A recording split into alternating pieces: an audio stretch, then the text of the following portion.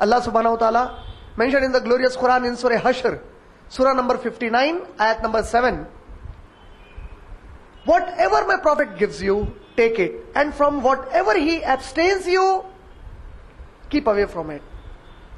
Allah mentioned in the glorious Quran, in Surah Al-Imran, Surah number 3, ayat number 32. In Surah Al-Imran, Surah number 3, ayat number 132. In Surah Nisa, Surah number 4, ayat number 59. In Surah Ma'idah, Surah number 5, ayat number 92. In Surah Anfal, Surah number 8, ayat number 1. In Surah Anfal, Surah number 8, ayat number 20. In Surah Anfal, Surah number 8, ayat number 46. Allah mentioned in Surah Nur, Surah number 24, ayat number 52. In Surah Nur, Surah number 24, ayat number 54.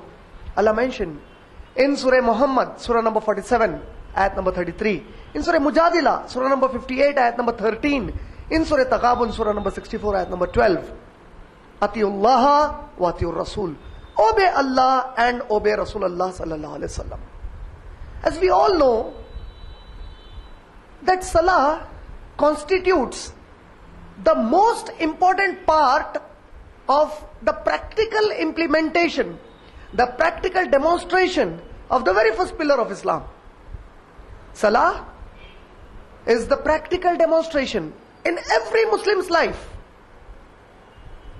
to give witness, to bear witness that we heartily, physically, mentally, in all aspects we have agreed that Allah subhanahu wa ta'ala alone is the true God worthy of worship. And Muhammad sallallahu alaihi wasallam is the messenger of Allah. And this acceptance of La ilaha illallah Muhammadur Rasulullah is the first pillar of Islam according to Sahih al-Bukhari, volume number 1, hadith number 7. Therefore, as a Muslim, it is very important for all of us, or I would put it to be more severe in the approach, that it is obligatory upon us to understand the very right way of performing Salah as Prophet Muhammad sallallahu alaihi wasallam performed. Verily, and unfortunately, today in the Muslim Ummah, we find a lot of divisions, a lot of myths evolving around the concept of performing Salah. Therefore, instead of arguing on 100 ways, on 100 diversions, on 100 disagreements that we have amongst the Ummah, in this verse of the Sunday, I have chosen to speak about the various deeds, various actions required in the Salah to be given to all of you with references from a book that is unanimously accepted by the Muslim Ummah, especially the Sunni Muslims. Unanimously, without any argument, without any dispute, the entire Sunni Muslim accept that Sahih al-Bukhari, after the glorious Quran, is the most authentic book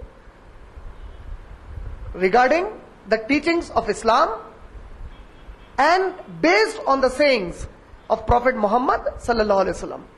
Sahih al-Bukhari is the book compiled by Imam Bukhari. Muhammad Ismail was the name of Imam Bukhari, who belonged to the place of Bukhara. He compiled the Sahih al-Bukhari, and in Sahih al-Bukhari, the Muslim Ummah unanimously agrees. There is no dispute whether he is a Barelvi, whether he is a Deobandi, whether he is a Jamaat-e-Islami, whether he is from Tablighi Jamaat, whether he is an Ahle Hadith, to whatever Jamaat he may belong, the Sunni Muslims unanimously agree. Even if he is a Hanafi, Shafi'i, Maliki, Hanbali, all of them unanimously agree that every hadith in Sahih al-Bukhari is authentic without any dispute. Therefore, considering the fact that Sahih al-Bukhari is unanimously agreed in the Ummah to be the most authentic book, I have chosen in this verse to give maximum references, inshallah, only from Sahih al-Bukhari, with second preference to Sahih al-Muslim, which is another book of ahadith compiled by Imam Muslim rahmatullah alayh, and to which also again the Sunni Muslims unanimously agree that the ahadith in Sahih Muslim are also all authentic ahadith, and there is no disagreement in this. Therefore, inshallah, I would try my maximum best to give references only from Quran and of Ahadith only from Sahih al-Bukhari and Sahih al-Muslim, so that if you go back, even if you belong to any school of thought, even if you are a Hanafi, Shafi'i, Maliki, Hanbali, you are a Deobandi, you are a Barelvi, as a Muslim, as long as a Muslim is following or practicing a sunnat approved by the entire ummah to be authentic, inshallah on the day of judgment, Allah will not give us any punishment for it.